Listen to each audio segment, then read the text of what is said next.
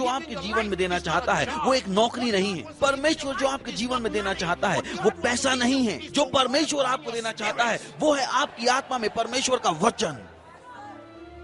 ये आपको वो बना देगा जिसके विषय में ये बात करता है।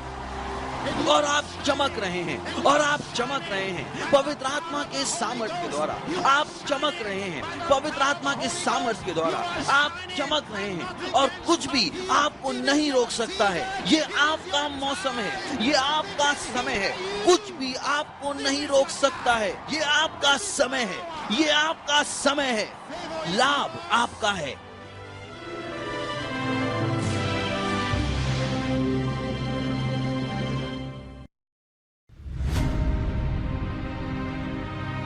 पूरे विश्व भर में लोग लगातार उत्तर की तलाश में हैं। उत्तर जीवन के प्रश्नों के। बहुत सारी धोखा देने वाली जानकारी पहले से ही पूरे विश्व भर में फैलाई गई है, जिसने लोगों को भ्रम में डाल दिया है। परंतु बाइबल यूहन्ना की पुस्तक 8वें अध्याय और 32वें वचन में कहती है, और सत्य को जानोगे और सत्य तुम्हें स्वतंत्र करेगा। आज हम आपके पास परमेश्वर के वचन से सत्य को लाए हैं, हमारे परमेश्वर के जन पास्टर क्रिस के साथ हुई healing stream live healing services के द्वारा। मनुष्य जीवन के स्रोत के बिना जीवन को नहीं समझ सकता। जितना अधिक हम जीवन को समझने की कोशिश करते हैं प्राणियों से, हम उसे खोज नहीं पाएंगे। हमें सबसे पहले जीवन के स्रोत को खोजना पड़ेगा, जीवन के अर्थ को समझने के लिए। देखिए और आशीष पाइए। मैंने बातचीत करना शुरू किया था जीवन और चेतना के विषय में। जीवन और चेतना। और मैंने कहा कि जो वैज्ञानिक और दार्शनिक वार्तालाप है चेतना के विषय में, उसने अब तक कोई परिणाम नहीं दिखाया है और वो कभी परिणामों को दिखाएंगे नहीं।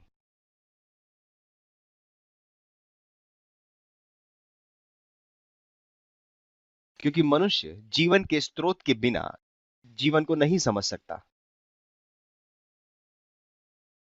जितना अधिक हम जीवन को समझने की कोशिश करते हैं प्राणियों से, हम कभी खोज नहीं पाएंगे।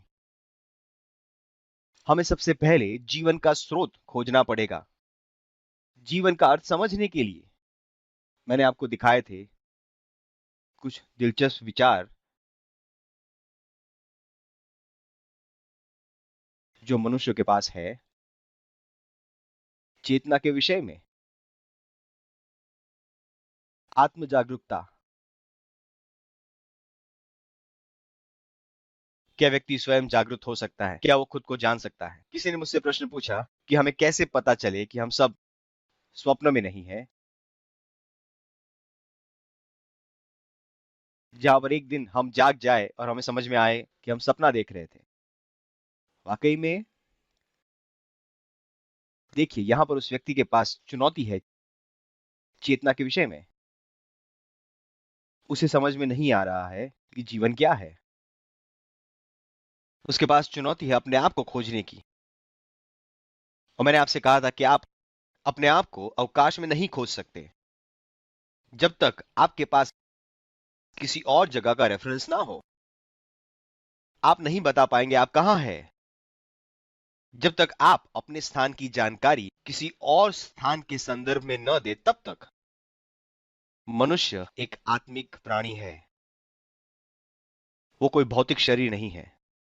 जब तक वो एक प्राणी की तरह जीना चाहता है, वो वास्तविकता को नहीं खोज पाएगा, वो अपने आप को नहीं खोज पाएगा, वो जीवन के उद्देश्य को नहीं खोज पाएगा। फिर आप मुझसे कहेंगे कि क्या सृष्टि का निर्माता अपना परिचय अपनी सृष्टि से नहीं देगा ताकि वो उसे जान सके और वो अपने जीवन के उद्देश्य को जान सके? और मैं आपके साथ सहमत हूं संपूर्ण रूप से।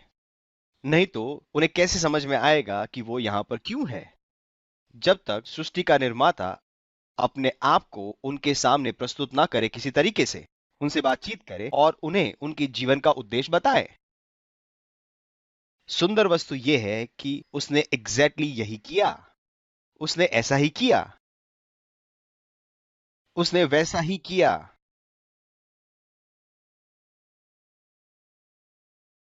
देखिए, ये हम पर निर्भर नहीं था कि वो अपने आप को कैसे दिखाए। ये उसके ऊपर था कि वो अपने आप को कैसे हमें दिखाएगा। क्योंकि उसने हमें बनाया है, उसे पता है क्या काम करेगा। तो ये उसके ऊपर था कि वो अपने आप को हमें उस तरह से दिखाए ताकि हम उसे पहचान सके। और उसने बिल्कुल वैसा ही किया यीशु मसीह में। आप अपने दिमाग से अपने शरीर की इंद्रियों के साथ संबंधित होते हैं और अपने मन के द्वारा आप बौद्धिक विश्व के साथ संबंधित होते हैं। परंतु आपके आत्मा के द्वारा जो वास्तविक आप है, जो आपके स्वभाव का मूल है, आप परमेश्वर के साथ संबंधित होते हैं। आपका आत्मा परमेश्वर को जानता है। आप एक वास्तविक व्यक्ति है, पर आप शरीर में रहते हैं। आपका शरीर आप नहीं है। आपका शरीर वो घर है जिसमें आप रहते हैं। और बाइबल हमें यही बताती है। यही कारण है कि आप विश्वास कर सकते हैं उन चीजों पे जिसको आपने कभी नहीं देखा, ना कभी स्पर्श किया है। आप विश्वास कर सकते हैं क्योंकि विश्वास आत्मा से किया जाता है। आप अपने मन से विश्वास नहीं करते। आप अपने दिमाग से विश्वास नहीं करते। आपका दिमाग आपकी इंद्रियों के साथ काम करता है। आपका मन आपके विचारों के साथ काम करता है और भावनाओं के साथ। पर आपका आत्मा उन चीजों के साथ संबंधित हो सकता है जो दिखाई नहीं देती। वो परमेश्वर के साथ संबंधित हो सकता है। और ये सारी चीज बाइबल में है। उदाहरण के रूप में जाइए रोमियो का पुस्तक 10वां अध्याय 10वां वचन। रोमियो 10वां अध्याय 10वां वचन देखिए उसे। क्योंकि सत्यनिष्ठा के लिए मन से विश्वास किया जाता है। देखा आपने, अपने हृदय से मनुष्य विश्वास करता है। हृदय का मतलब क्या है? जाइए पहला पत्रस 3रा अध्याय 4था वचन। हृदय का मतलब क्या है यहाँ पर? वरन तुम्हारा छुपा हुआ और गुप्त मनुष्यत्व, छुपा हुआ और गुप्त मनुष्यत्व नम्रता और मन की दीनता की अविनाशी सजावट से सुसज्जित रहे, क्योंकि परमेश्वर की दृष्टि में इसका मूल्य बड़ा है। तो उसने कहा आत्मा वह छुपा हुआ गुप्त मनुष्यत्व है। तो जो आपकी हृदय की बात कर रहा है वो उस गुप्त मनुष्यत्व की बात कर रहा है जो छुपा हुआ है आपके शरीर में। क्या आपको ये समझ में आया? चलिए मुझे वचन के द्वारा और समझाने दीजिए। चाहिए रोमियो का पुस्तक 7वां अध्याय 22वां वचन। क्योंकि मैं भीतरी मनुष्यत्व से तो परमेश्वर की व्यवस्था से बहुत प्रसन्न रहता हूं। ये वही है छुपा हुआ मनुष्यत्व, भीतरी मनुष्यत्व जो अंदर है। भीतरी मनुष्यत्व देखा आपने, वो वास्तविक आप है। मैं आपके लिए कुछ और पढ़ता हूं। जाइए 2 कुरिन्थियों उसका 4था अध्याय। चलिए पढ़ते हैं 16वें वचन से। इसीलिए हम हार नहीं मानते। यद्यपि हमारा बाहरी मनुष्यत्व नाश भी होता जाता है, तो भी हमारा भीतरी मनुष्यत्व दिन प्रतिदिन नया होता जाता है। तो कहता है कि भले ही हमारा बाहरी मनुष्यत्व पुराना होता जाए, कमजोर होता जाए, सताओं के कारण कमजोर होता जाए, परंतु हमारा भीतरी मनुष्यत्व दिन प्रतिदिन नया होता जाता है। तो उसके पास अभी भी विश्वास है, वो अंदर से मजबूत है। भीतरी मनुष्यत्व मनुष्य का आत्मा है। तो भले ही हमारा बाहरी मनुष्यत्व नाश होता जाए, जो हमारा शरीर है, कमजोर होता जाए, तोड़ा जाए, दबाया जाए, और उसने कहा हमारा भीतरी मनुष्यत्व दिन प्रतिदिन नया होता जाता है। हालेलुया। यही कारण है कि आप बाहर से यातनाओं का सामना कर रहे हैं, पर आप अंदर से मजबूत है। आप अपने आत्मा से परमेश्वर में विश्वास कर सकते हैं, अपने हृदय से। बाइबल आपको यही बताता है। बाइबल आपको यही बताता है। तो मैंने कल आपको कुछ समझाया था परमेश्वर के जीवन और उसके स्वभाव के विषय में। जब उसने कहा कि उसने हमें दिया अनंत जीवन, अगर आप उसमें विश्वास करते हैं तो वो हमें अनंत जीवन देता है। ये जीवन क्या है? आपके पास एक जैविक जीवन है जिसको आप अलग कर सकते हैं प्राणी के जीवन से, पौधों के जीवन से। ये सारे अलग अलग प्रकार के जीवन है, पर एक आत्मिक जीवन भी है। परमेश्वर का जीवन, परमेश्वर एक दैवीय जीव है, वो एक दैवी अस्तित्व है।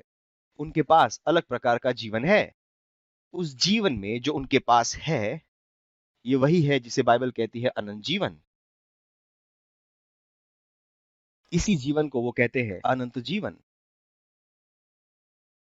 अनंत जीवन क्या है बाइबल में? अनंत जीवन है प्राकृतिक और अस्तित्ववान गुण जो दैवीयता के साथ सुसंगत है।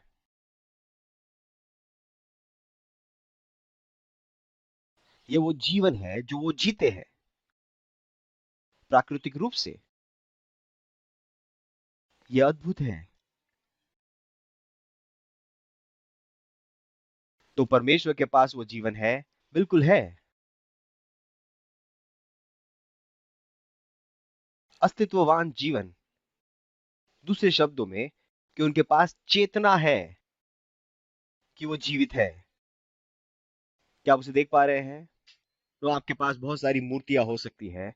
आप यहां पर एक मूर्ति रख सकते हैं। क्या उस मूर्ति को पता है कि वो जीवित है? आप उस मूर्ति में आंखें बना सकते हैं, नाक बना सकते हैं, उसे पैर दे सकते हैं। अगर आपने उसे यहां पर रखा है तो अगले साल भी आप उसे यही मिलेंगे। उसे अपने आप को ये नहीं पता है, फिर भी लोग उसे परमेश्वर कहते हैं। परमेश्वर बनने के लिए, वास्तविक परमेश्वर बनने के लिए आपके पास अस्तित्ववान गुण होने चाहिए। आपके पास स्वयं चेतना होनी चाहिए।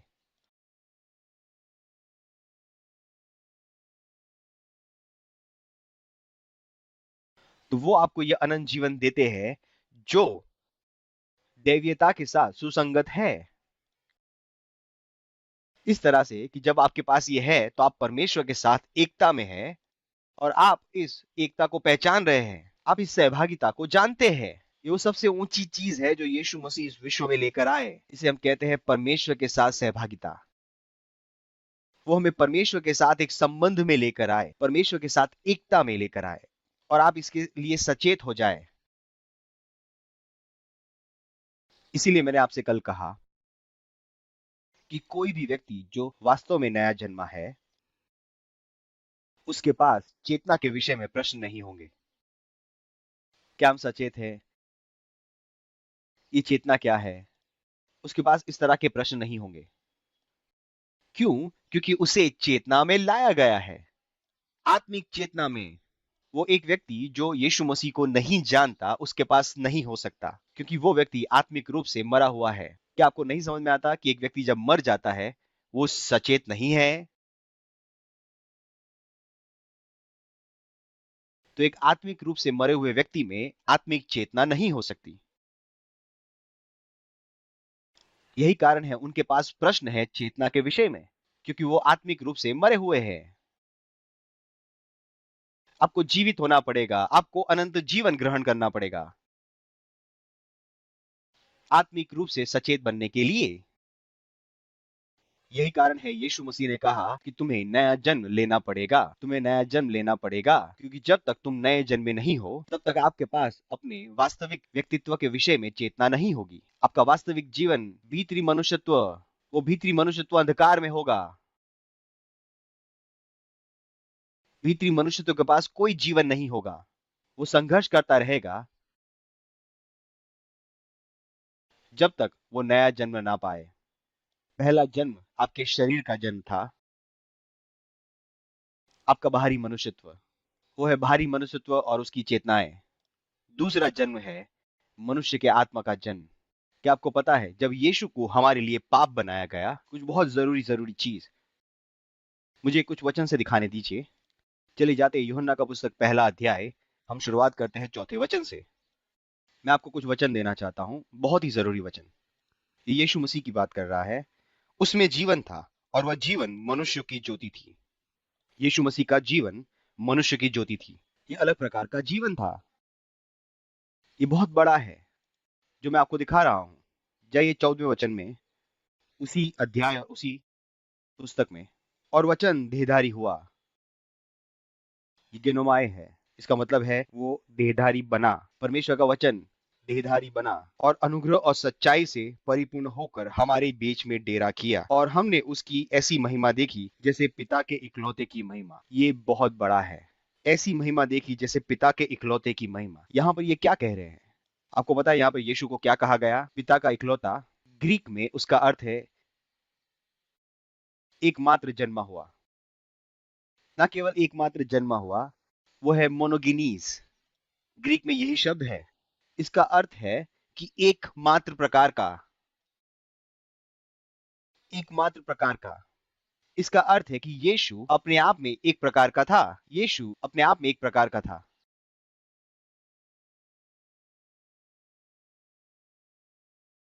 यानी कि विश्व में ऐसा कोई भी नहीं था जो यीशु के प्रकार का था।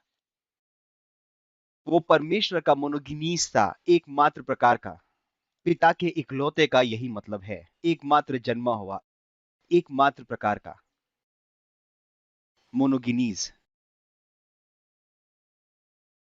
केवल एक प्रकार का, ऐसा दूसरा कोई नहीं। और यह अद्भुत है। क्यों?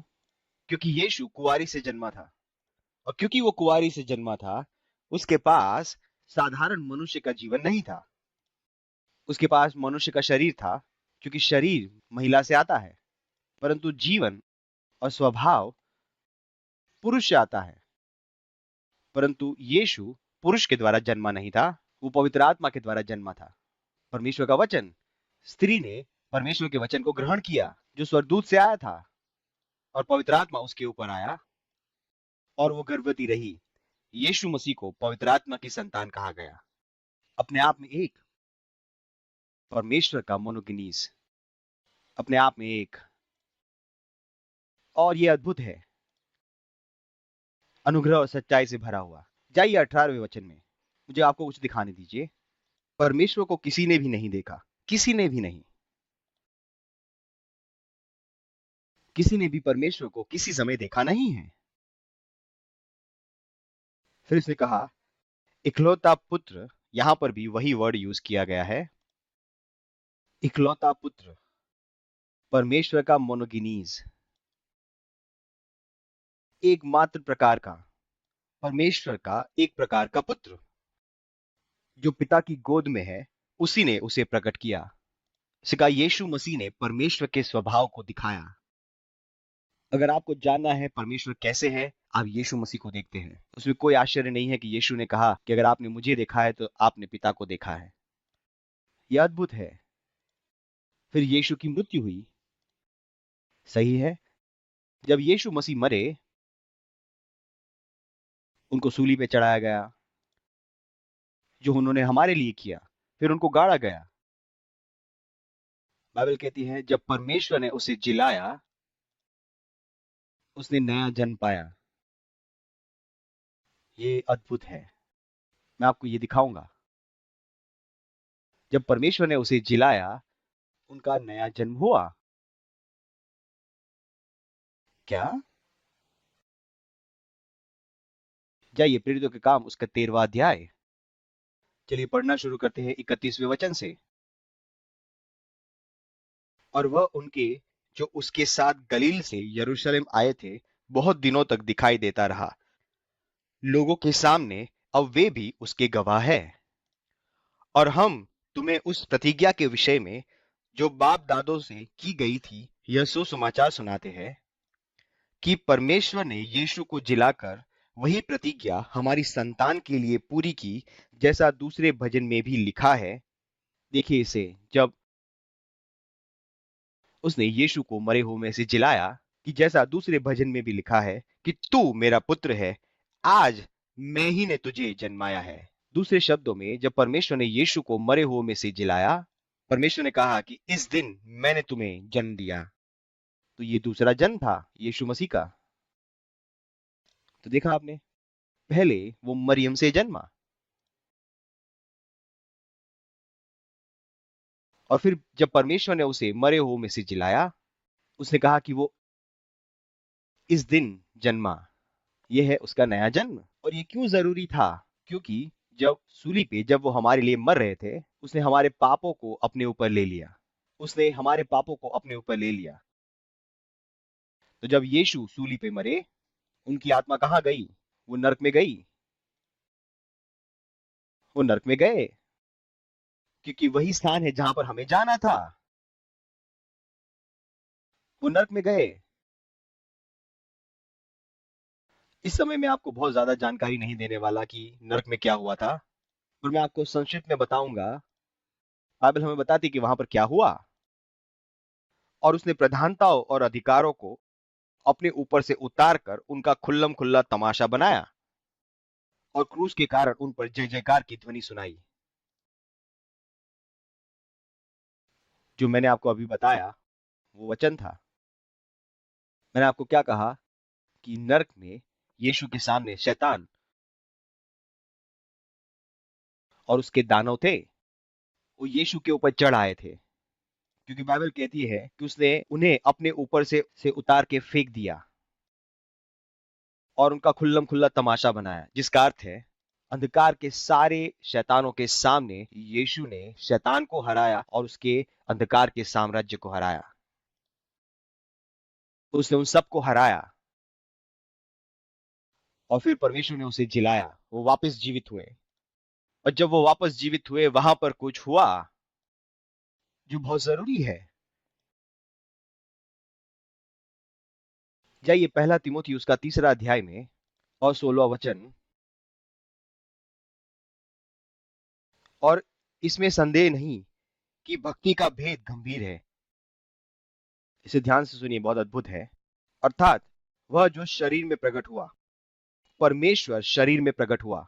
ये कौन है? यीशु मसीह। ओके, चलिए आगे देखते हैं। आत्मा में सत्यनिष्ठ ठहरा। ध्यान रखिए, हम इसके पर वापस आएंगे। स्वरदूतों को दिखाई दिया, अन्य जातियों में उसका प्रचार हुआ, देशों में प्रचार हुआ। किसका प्रचार हुआ? देशों में यीशु मसीह का। जगत में उस पर विश्वास किया और महिमा में ऊपर उठाया गया। वो ऊपर उठे और स्वर्ग में चले गए। ये बात कर रहे यीशु मसीह के विषय में। परमेश्वर शरीर में प्रकट हुए, आत्मा में सत्यनिष्ठ ठहरे। क्यों लिखा है आत्मा में सत्यनिष्ठ ठहरे? क्यों वो आत्मा में सत्यनिष्ठ ठहरे? क्योंकि उन्हें पाप बनाया गया। वो पाप को जानते नहीं थे, उन्होंने कभी पाप नहीं किया था, पर उन्हें हमारे पापों से पाप बनाया गया। यही कारण है जब वो मरे तो वो नरक में गए, पर उन्होंने जब न्याय के दोष को पूरा कर लिया, वो आत्मा में सत्यनिष्ठ ठहरे। इसका मतलब उन्हें स्वतंत्र कर दिया गया, क्योंकि उन्होंने सारा दाम चुका दिया, उसको सेटल कर दिया। अब आत्मा में सत्यनिष्ठ ठहरना वो बहुत बड़ी चीज है। बहुत बड़ी चीज, बहुत बड़ी। क्यों ये इतनी बड़ी है? क्योंकि वो बात करता है नया जन्म पाने के विषय में। मैं आपको दिखाना चाहता हूं। क्या आपको पता है सत्यनिष्ठ होने का मतलब क्या है? सत्यनिष्ठ होने का मतलब है कि अब वो दोषी नहीं है। यानी कि उन्हें निर्दोष ठहराया गया है, अब वो दोषी नहीं है। जब उन्होंने दाम चुका दिया, उन्होंने न्याय की प्रक्रिया को संतुष्ट किया, उन्होंने नया जन्म पाया। और नया जन्म पाने का मतलब है कि जैसे वो पहले थे ही नहीं। यानी कि उनके पुनरुत्थान के द्वारा वो सत्यनिष्ठ ठहरे, जैसे वो कभी भी पहले अस्तित्व में थे ही नहीं। तो उनको निर्दोष ठहराया गया। क्या आपको ये समझ में आया? मैं आपको बाइबल से बताता हूं, रिलैक्स हो जाइए। पर ये बहुत बहुत सुंदर है और बहुत जरूरी है। इसे आपको जानना पड़ेगा, क्योंकि ये आपके विश्वास को मजबूत करेगा कि आप कौन है और आपने उससे क्या पाया है। वो आत्मा में सत्यनिष्ठ ठहरे। आत्मा में। जाइए रोमियो का पुस्तक 4 अध्याय में और चलिए पढ़ते हैं 23वें वचन से 25वें वचन तक।